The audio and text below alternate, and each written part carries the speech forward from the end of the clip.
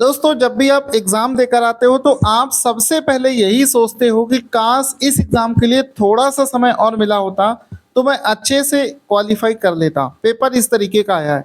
आपको बताना चाहूंगा, जो लोग आरओ और पीसीएस की तैयारी कर रहे हैं, बिल्कुल गोल्डन टाइम चल रहा है। एग्जाम कब होगा उसकी डेट अभी फाइनलाइज नहीं हुई है, लेकिन जब भी एग्जाम होगा आप मान सकते हो कि आपके पास में 3 से 4 महीने का समय है, और जो कि तैयारी करने के लिए बिल्कुल सफिशियंट टाइम होता है। अगर आज से भी आप सीरियस हो गए ना, तो भी आप 3 से 4 महीने में तैयारी करके एग्जाम निकाल सकते हैं, अपनी जिंदगी को बदल सकते हैं। लेकिन हमेशा से आप लोग ये गलती करते हो कि एग्जाम के लिए जब समय है उस समय सीरियस नहीं होते हो। जैसे ही एग्जाम का 15-20 दिन बचा होगा उस समय अगर पढ़ना शुरू करोगे तो कभी जीवन में इस एग्जाम को क्वालिफाई नहीं कर पाओगे। थोड़ा सा टाइम तो आपको देना पड़ेगा। इस वजह से कह रहा हूं कि जो सोशल मीडिया पर आप टाइम वेस्ट कर रहे हो, आपसे देखो कोई पूछने नहीं आएगा कि आप कहाँ पर टाइम वेस्ट कर रहे हो। ईमानदार आपको किसी दूसरे नहीं, अपने प्रति ईमानदार होना पड़ेगा। अपने आप की जवाबदेही तय करनी पड़ेगी कि मैं सही से पढ़ रहा हूँ, मैं ईमानदारी से पढ़ रहा हूँ कि नहीं पढ़ रहा हूँ। कोई दूसरा आपको कब तक टोकेगा। तो अपने प्रति अगर आप ईमानदार बनेंगे और आज से भी पढ़ना शुरू कर दोगे तो भी ये एग्जाम आप क्वालिफाई कर लोगे। बस ये है कि आपको पढ़ना पड़ेगा, क्योंकि मुश्किल से मुश्किल 3 से 4 महीने आपको मिलेंगे इस एग्जाम के लिए। आगे एक चीज और है कि जैसा कि देखो इस बार का आरओ का ये एग्जाम का पेपर है, और इसमें देखो जिस तरीके के लेटेस्ट पैटर्न के हिसाब से क्वेश्चंस पूछे गए हैं उस हिसाब से आपको पढ़ना है। ऐसा गलती मत कर देना कि एक तरफ से किताबों को उठाया और पढ़ना शुरू कर दिया।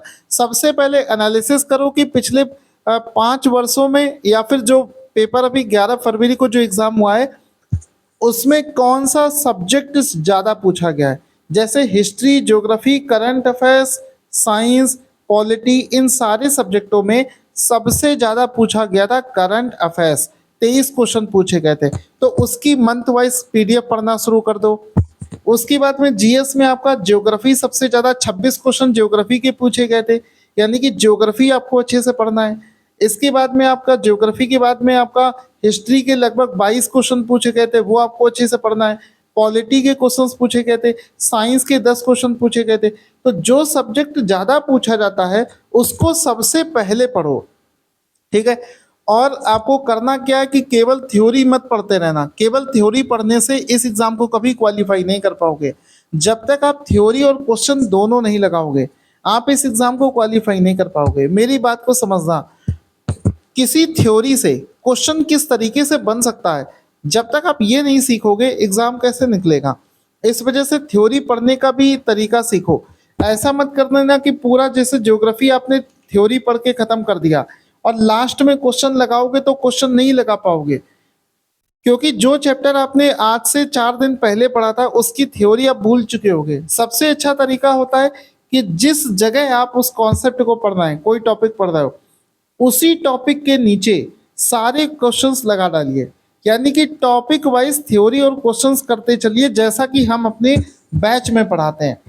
कुछ भी ना समझ में आ रहा हो, आपको लग रहा हो कि मैं नहीं कर सकता हूं, तो आप हमारा बैच लेकर पढ़ सकते हो जिसको नीड है। उस बैच में हमने पूरी प्लानिंग से सब कुछ पढ़ाया है, कोई दिक्कत नहीं होगी। पीसीएस का भी बैच चल रहा है, आरओ का भी चल रहा है और बीईओ का भी बैच चल रहा है, ठीक है। साथ ही साथ मैं आपको बता दूं कि इस बार आप लोग इन्वायरमेंट मत छोड़कर जाना। एग्रीकल्चर, ये वो सब्जेक्ट बता रहा हूँ जो नॉर्मली लोग इग्नोर करके जाते हैं। इन्वायरमेंट से भी 4-5 क्वेश्चन पूछे जाते हैं, एग्रीकल्चर से भी क्वेश्चन पूछे जाते हैं। बाकी आपके सारे सब्जेक्ट जो मेन सब्जेक्ट हमने आपको बताए थे, ज्योग्राफी, हिस्ट्री, पॉलिटी, साइंस और करंट अफेयर्स, ये सब्जेक्ट तो आपको करना ही है।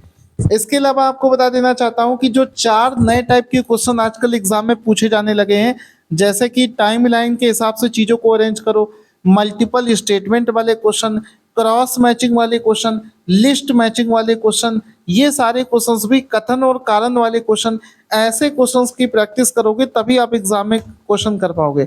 अदरवाइज सब कुछ पढ़ने के बावजूद भी इस एग्जाम में लोगों का टाइम तक नहीं पास होता है, इतनी मुश्किल पेपर आ जाता है।